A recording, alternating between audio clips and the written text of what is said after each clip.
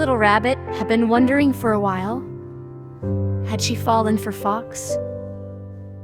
Fox always showed up right when she needed him. Sometimes he acted weird, like he enjoyed teasing her a little too much.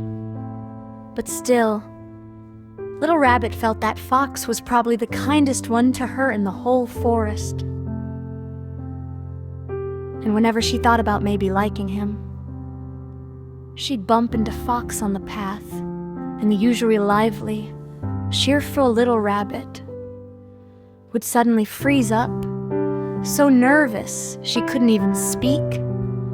Sometimes Fox would say hi first, but Little Rabbit, too shy to respond, would just stand there with her palms sweating. Because of this, she hadn't even talked to Fox properly for days. Her heart felt heavier and heavier. I'm just an ordinary rabbit. Why would he ever like me? Every time she ran away from him, that was the thought in her mind. One day, Little Rabbit went to the stream to wash her carrots. Squirrel passed by and noticed her gloomy face. "Hey, Little Rabbit, what's bothering you?" Squirrel asked. So Little Rabbit told him everything, that she liked Fox. Squirrel's eyes lit up. "Hey, did you know there's a magical well deep in the forest?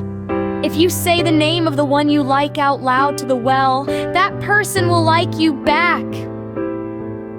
Little Rabbit's ears perked up. She'd heard rumors about that well, that it was built by ancient forest folk long, long ago. "Just follow the river all the way down," Squirrel said, "and you'll find it." He hopped up a tree and disappeared.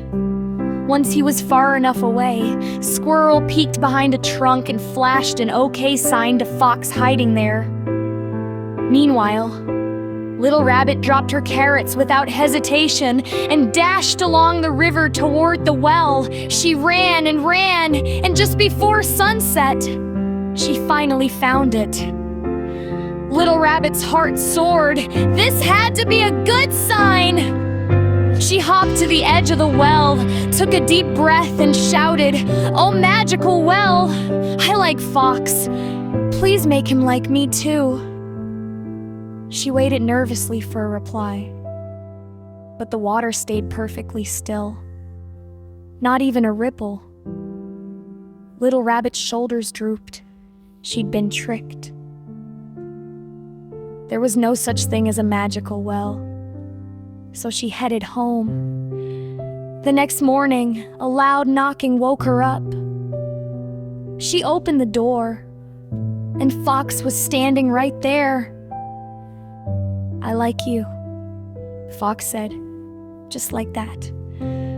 Little Rabbit's face instantly turned red. She assumed the magical well had finally worked, so she wasn't quite as nervous anymore.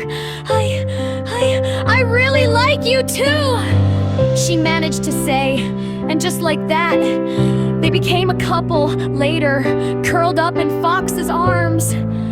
Little Rabbit said, "Hey, you know, there's this magical well in the forest. If you say the name of the one you like, they'll like you back too."